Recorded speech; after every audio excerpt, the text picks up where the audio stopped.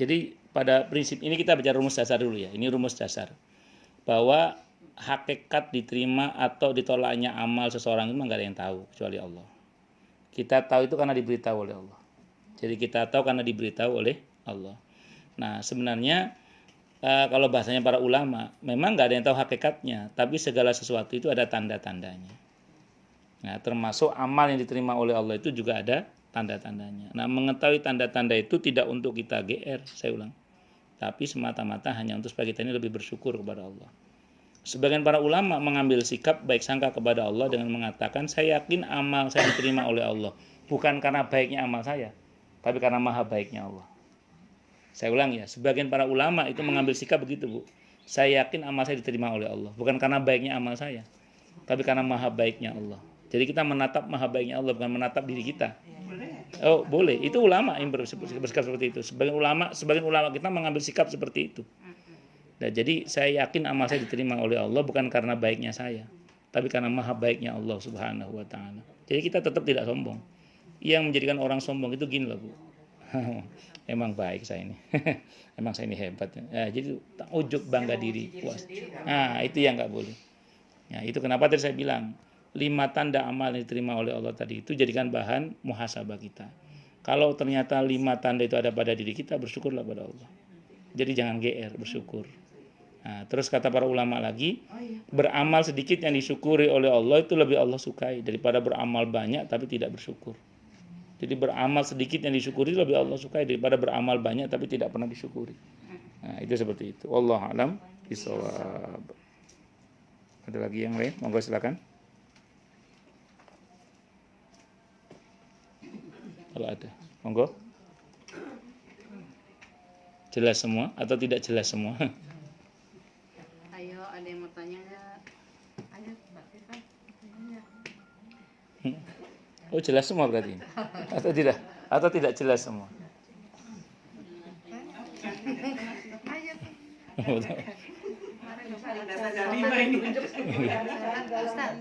Kenapa? Kenapa? No. Kemarin kita ikut kajian. Nggih.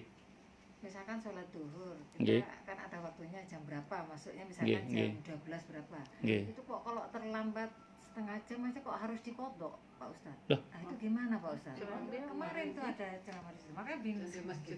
Di masjid itu ada harus dikodok. Terlambat sedikit aja nggak bisa, itu harus dikodok gitu. Kodoknya kemana? Setelah sholat duhur itu ya Pak ya, anunya. Itu Bu. Kok aneh? Itu makanya Pak Ustadz. Apa namanya? Lewat waktunya. Ustazah siapa kemarin itu? Yang Kodoknya itu Oh iya, nggak ada yang protes ya? Apa kita yang salah denger ya? Iya Bu ya, dengar. Nah ya. Aku kan duduk baru Dia ibu kan duduk di kursi itu. Ya. terus tidak ditanyakan kenapa? Alasannya kenapa? kenapa nggak ada nanya? Oke, rumus ya. Ini rumus ini maaf ya, terlepas siapapun yang ngomong lah ya, siapapun yang ngomong. Kita baik sangka aja, mungkin beliau punya pendapat Ya, sendiri. itu makanya Ya, kita gini aja rumus. Ini rumus. Waktu sholat itu interval waktu. Nanti sekali waktu ibu baca dalam fikih sunnah saya sabik tentang masalah waktu sholat. Malaikat Jibril itu membagi waktu sholat itu dengan 3 waktu. Malaikat Jibril itu nanti ada dalam fikih sunnah saya sabik. Itu di situ disebutkan satu hadis aukamakol, malaikat Jibril membagi waktu sholat menjadi 3 waktu kecuali maghrib.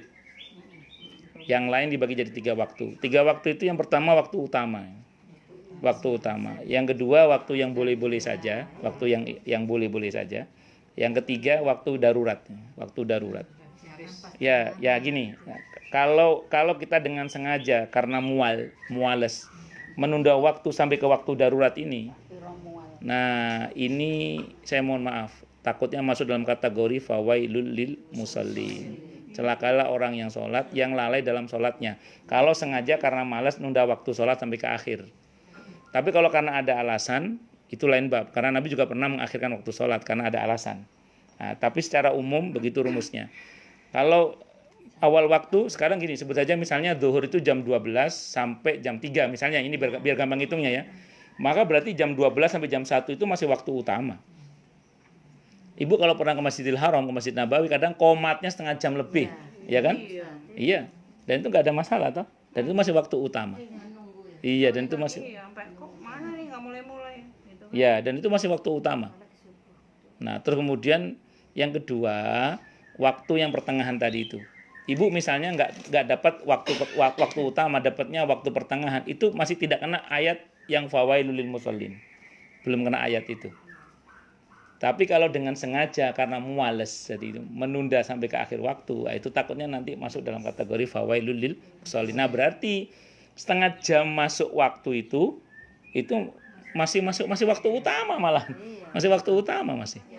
Iya, nah, enggak masuk kalau setengah jam masih waktu utama kok.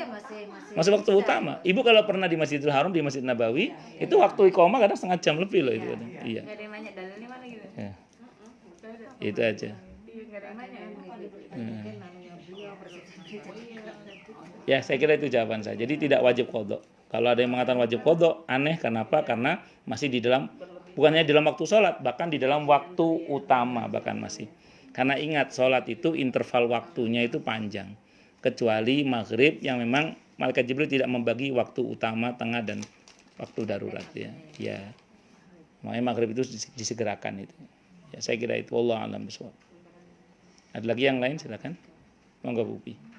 Silakan Bu. Pertanyaannya agak sensitif. Iya Bu, silakan Bu. Ini seandainya kita nih dalam tanggal 17 sudah mempersiapkan pilihan kita yang menurut kita sebaik-baiknya gitu.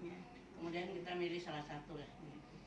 Kemudian ternyata di dalam perjalanan waktu tugas beliau 5 tahun mendatang gitu, di dalam 5 tahun ternyata beliau itu tidak sesuai harapan kita, tidak menguntungkan rakyat ataupun tidak berpihak kepada Islam, itu kita ikut dosa enggak itu? Kita terlanjur memilih beliau gitu. Kembali pada hadis muttafaqun alaih Bukhari Muslim.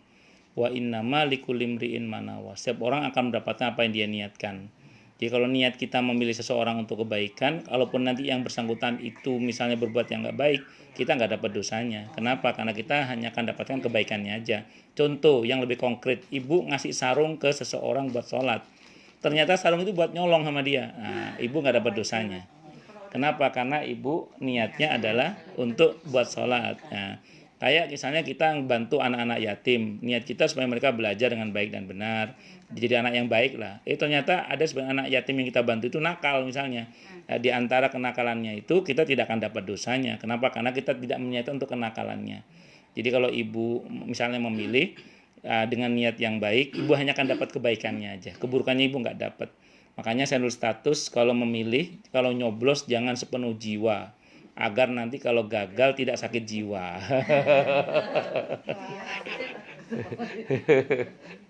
Jangan sepenuh jiwa. Jadi pertanyaan hati. Iya. Ya itu Bu. Nggih sami-sami. Itu jawaban saya. Mana lebih baik Pak Ustadz? Mana Bu? Namanya, yang tadi kan kalau orang berpendapat bahwa tidak milih kedua-duanya karena tidak percaya kepada dua-duanya. Tidak memilih itu memilih. Ya, Iya. Nggak, tidak memilih itu milih. Milih nggak milih. Iya. Iya. Iya. Iya. Iya, sebenarnya iya. Iya, memilih itu iya, tidak memilih itu memilih. Memilih itu tidak memilih, dan itu punya risiko juga sama. Berarti kan gini, kalau seandainya ibu tahu misalnya di dalam kasus yang terjadi ini ada potensi, mohon maaf ya, keputusan politik itu potensial mendolimi, potensial membaikan. Nah, keputusan politik itu. Nah, kalau ibu tahu bahwa keputusan politik itu bisa sangat fatal bagi kehidupan berbangsa dan bernegara, kok kemudian ibu memilih untuk tidak memilih dengan sengaja, padahal itu akan berdampak pada keburukan bangsa ini misalnya, ya saya mohon maaf, bisa jadi orang yang tidak memilih itu juga bagian dari ikut andil terhadap ketidakbaikan itu. Itu seperti itu. Saya mohon maaf, tapi walaupun nanti ya kembali pada niatnya aja. Ya, kalau menurut saya sih, ya karena mohon maaf nih ya karena memang dalam konteks keindonesiaan kita disuruh memilih.